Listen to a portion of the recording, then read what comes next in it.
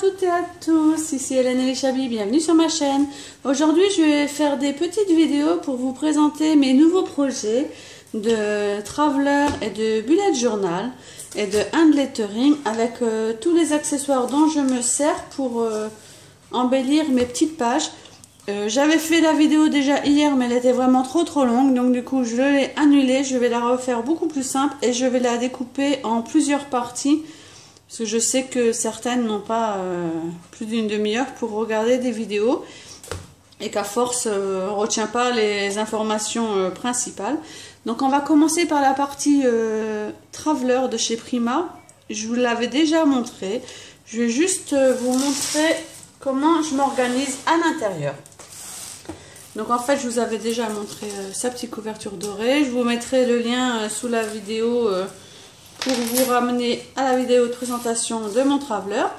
Comme je vous avais dit, il y avait 4 petits carnets dedans. Donc j'ai commencé le premier carnet et j'ai mis quelques petites trombones altérées, fleurs de chez Prima Marketing. En fait, je vais consacrer le premier carnet. J'ai décidé de ne pas faire, un bullet journal, mais de ne pas le faire à la suite, comme ça aurait pu se faire, mais plutôt de découper mes catégories. Le premier carnet sera consacré à ma DT comptoir du scrap.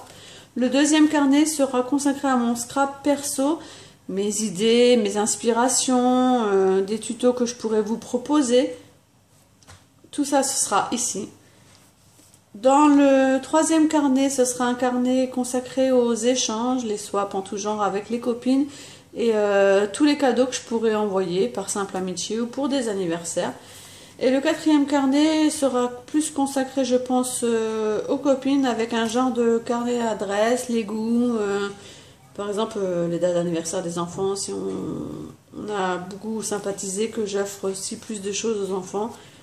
Enfin bref, toutes mes petites informations qu'on note un petit peu partout, qu'on a tendance à perdre.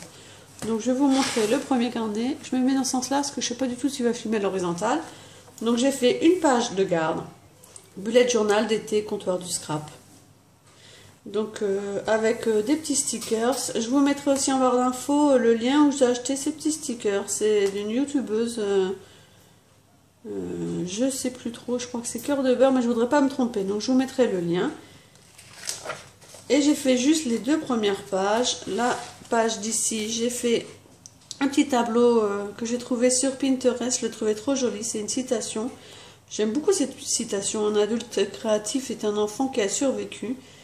J'ai fait un petit cadre avec les deux côtés là en pointillé. Et le bas et le haut de mon cadre, c'est un tampon comptoir du scrap. Un tampon qui s'appelle Feuillage exotique. Et je trouve que ça habille vraiment beaucoup ma page. Vraiment, j'adore le rendu. Il y a beaucoup de tampons qui me serviront pour mon traveler et mon bullet journal.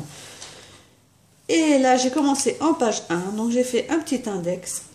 Et ce carnet sera toujours fait de cette façon. Après, je modifierai certainement les décos. Donc ensuite, vous trouverez le planning du mois de juin. Donc je sais, le mois de juin est vraiment presque terminé. Mais je voudrais mettre vraiment par écrit ce qui s'est passé dans ce mois de juin pour cette DT. Sachant que ça me servira de base et de vue pour voir si ça me plaît vraiment au niveau organisation. Donc le planning du mois de juin, c'est vraiment ce qui concerne mes publications que j'ai à faire pour la boutique comptoir du scrap. En page 4, je mettrai les nouveautés du mois de juin, donc toutes les nouveautés qui sont arrivées sur le site. Et je mettrai des petits carrés à côté pour cocher celles que j'ai reçues et celles que j'ai achetées.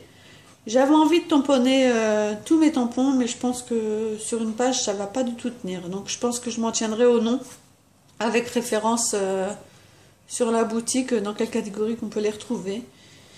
En 5, les publications de juin, ce sera tout ce que j'ai proposé et ce que je vais proposer, donc pour chaque mois. En fait, j'aimerais bien voir à la fin du mois, vraiment voir si j'ai pas proposé des choses trop similaires. Et avec tuto ou pas tuto, s'il y a des tutos, que ce soit PDF ou vidéo. Ensuite, j'ai mis planning de l'été. En fait, planning de l'été parce que la boutique va faire des nouveautés en juillet, mais pas en août. Et du coup, moi, je pars aussi au mois d'août.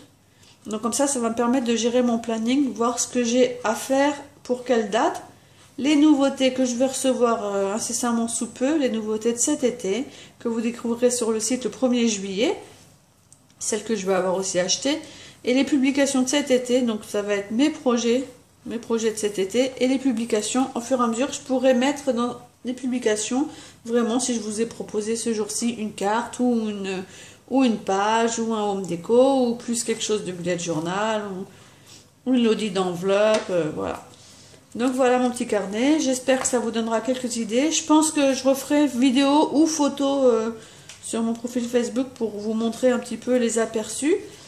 Je voulais aussi vous dire, une fois que j'ai commencé à le tester, que je suis contente de ne pas avoir fait mon bullet journal propre à moi, à ma vie perso dedans. Parce que je trouve que les feuilles des carnets, là ce sont des carnets Prima, je trouve qu'elles sont trop fines. Et en fait, je ne sais pas si ça va se voir la vidéo, mais on voit vraiment trop en transparence. Ici, je vois les tampons, je vois mon écriture. Ici, j'arrive aussi à voir l'écriture.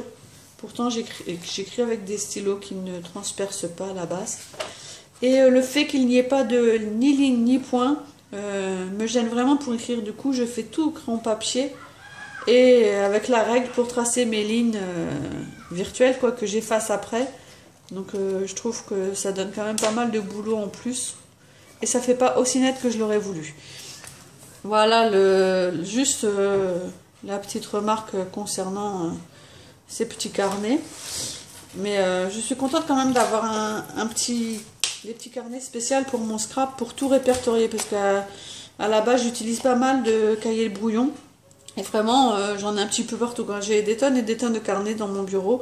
Et à chaque fois, j'ai une idée, une inspiration, que j'ai envie de faire un tuto, j'ai envie de faire un petit schéma pour vous faire des mesures pour une boîte. Du coup, on les retrouve pas forcément, quoi. Alors que là, ils sont vraiment tous au même endroit.